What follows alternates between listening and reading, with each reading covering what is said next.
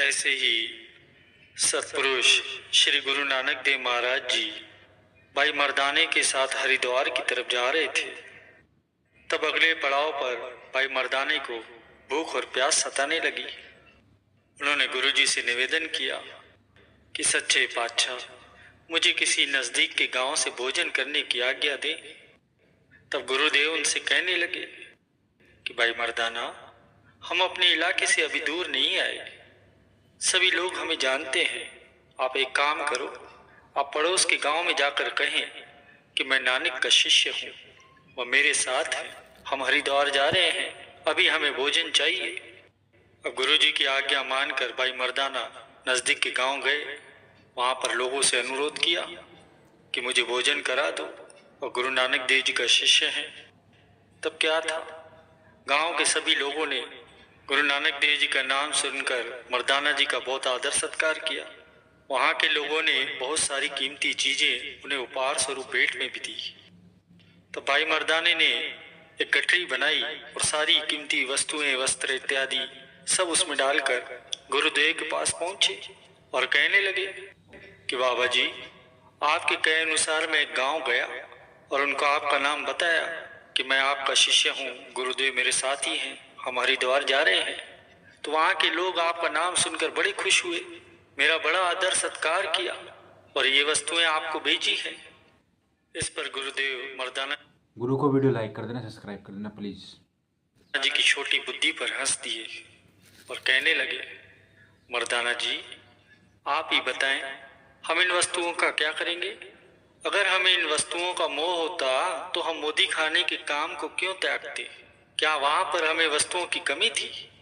मर्दाना जी कहने लगे कि बाबा, आप ठीक कहते हैं, मैं तो तुच्छ बुद्धि का हूँ, मुझे क्षमा करें, परंतु अब मैं इन वस्तुओं का क्या करूं? नानक जी कहने लगे कि वस्तुएं यहीं पर त्याग दो। मर्दाना जी कहते हैं, बाबा वो तो ठीक है, किंतु ये हिम्मत मुझ में नहीं है, मैं इन अमूल्य प्यार भरे उपहारों को यहाँ पर ऐसे ही फेंक दूं। गुरु नानक देव महाराज जी कहने लगे, तो ठीक है, जैसी तुम्हारी इच्छा है करो, परंतु हमें तो आगे अपनी मंजिल की ओर बढ़ना है। मर्दाना जी कहते हैं, ठीक है, मैं इन वस्तुओं के बोझे को उठाए चलता हूँ। उठाया बोझ, चल पड़े गुरुदेव के पीछे पीछे। थोड़ी दूर चले, थक गए, जिस कारण गुरुजी को रुकने के लिए आवाज ही देने लगे कि बाबा जी रुकिए, मैं थक गया हूँ। गुरुदेव कहते हैं, भाई मर्दाना, अभी भी समय है, माया का मोह त्याग दे, इसे यहीं फेंक दो, फिर आसानी से हमारे साथ चलो। भाई मर्दाने ने क्या किया, कीमती वस्तुओं को छोड़कर बाकी जो हल्की फुल्की वस्तुएं थी वो वहां पर जरूरतमंद थे जो, उनको बांट दी, और जो कीमती वस्तुएं थी उन्हें बचाकर फिर से रख ली। अब बोझा थोड़ा कम हुआ, काफी हल्का हो गया था। इसके लिए मर्दाना जी अब सरलता से गुरुजी का साथ देते हुए चलने लगे। परंतु ये क्या, कुछ दूरी पर जाने के बाद वही हालत मर्दाना जी की फिर से हो गई, पीछे छूट गए, थक गए। भाई मर्दाने को देखकर गुरुदेव ने फिर से कहा, भाई ये बोझा त्यागो, ये माया जाल है, जब तक इसे नहीं त्यागोगे तब तक कठिनाइयों का वजन तुम्हारे सिर पर पड़ा रहेगा और तुम व्यर्थ में परेशान होते रहोगे। हम फिर से कहते हैं, त्याग में ही सुख है, एक बार कहना मान कर तो देखो। अब की बार भाई मर्दाने ने गुरुदेव की आज्ञा मानी और सारी वस्तुएं वहीं जरूरतमंदों को बांट दी और खाली हाथों में केवल रबाब उठाए गुरुदेव के पीछे चल पड़े। अब उनके सामने थकान की कोई समस्या ही नहीं थी, क्योंकि कोई बोझा ही नहीं था, तो थकान कैसी? अब तो वो पहले से ज्यादा तेज चलने लगे।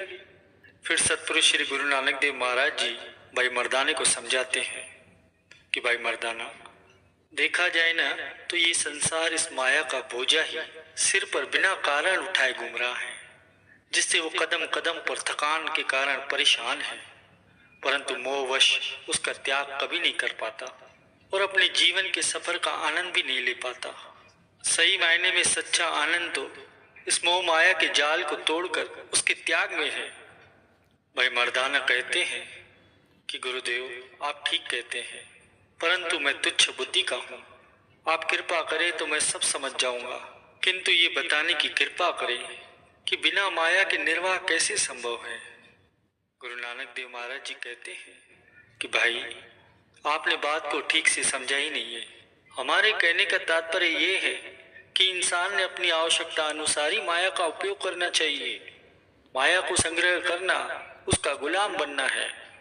जैसे कि अभी आप ही देख लीजिए, आप बिना आवश्यकता के वस्तुएं सिर पर उठा ली थी। यहाँ तक कि आवश्यकता अनुसार आपने नए वस्त्र भी धारण किए थे। उसके अलावा आपने क्या करना था, ये जितनी भी वस्तुएं आपको मिली थी, ये सारी वस्तुएं आपको गांव में छोड़ देनी चाहिए थी। उल्टा आप उसे उठा कर ले आए। इसका परिणाम क्या हुआ, आप उसके गुलाम बन गए। अब ठीक है, नए वस्त्र धारण करना यह आपकी आवश्यकता थी, परंतु ये बोझ तो केवल लालच था, तृष्णा थी, जो कि आपको दुखी कर रही थी। भाई मर्दाना हाथ जोड़कर गुरुदेव से कहने लगे कि गुरुदेव, मैं अब जीवन के रहस्य को आपकी कृपा से समझ रहा हूँ। आप इसी प्रकार से समय समय पर मेरा मार्गदर्शन करते रहे, क्योंकि मैं अपने निम्न स्तर के संस्कारों का बंधा हूँ, पग पग पर डगमगाता रहता हूँ। आप ये बताएं कि वास्तव में माया क्या है। फिर गुरु नानक देव महाराज जी कहते हैं कि भाई, वह सभी संसारिक वस्तुएं माया ही है, जिनको पाने के लिए मन में लालसा पैदा होती है। इस माया का बड़ा विशाल स्वरूप है। पत्नी, बच्चे, मकान, जमीन जायदाद और जितनी भी संसारिक वस्तुएं हैं जो बहुमूल्य है, वे सब माया का रूप है। इसका अनेक रूप में प्रसार है। मतलब ये है कि वह सब कुछ माया है, जिसे प्राप्त करने की हम इच्छा रखते हैं। यदि हम इसका उपयोग केवल आवश्यकता अनुसार संतोषी होकर करें, तो ये मनुष्य की दासी बनकर उसकी सेवा करती है। परंतु हम क्या करते हैं, इसको इकट्ठा करने के लिए भागते फिरते हैं, जिससे हम दुखी होते हैं और हमारा जीवन कष्टमय हो जाता है। क्योंकि तृष्णा की कोई सीमा नहीं है। यह तृष्णा ठीक उसी प्रकार से काम करती है जिस प्रकार से आग ईंधन को जलाती जाती है, और आग कभी ईंधन को डालने से शांत नहीं होती, वह तो और बढ़ती जाती है। ठीक इसी प्रकार तृष्णा शांत नहीं होती, वह तो बढ़ती जाती है। चाहे आप कितना ही धन इकट्ठा क्यों न कर लो, कितने ही संसारिक वस्तुएं जमा कर लो, चाहे भंडार भर लो, ये बढ़ती जाती है। गुरुमुखों, मनुष्य से विचार करे कि यदि वह जीवन पर्यंत धन संपत्ति और संसारिक पदार्थ जमा करने में ही लगा रहा, तो उसने ऐसे अनमोल और श्रेष्ठ जीवन से क्या फायदा उठाया? कुछ भी नहीं।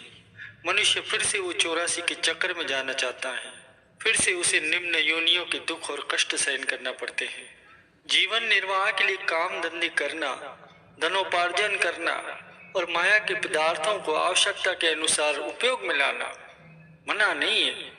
इसके लिए संत महापुरुष कभी मना नहीं करते, परंतु हर समय इन्हीं के पीछे दौड़ते रहना, इन्हीं के पीछे भागते रहना, संसार के धन पदार्थों इनको जमा करते रहना, जो न तो आत्मिक उन्नति में कभी सहायक बने हैं न कभी बनेंगे, फिर इसके पीछे भागना कदापि उचित नहीं। गुरु को वीडियो लाइक करना, सब्सक्राइब करना प्लीज़।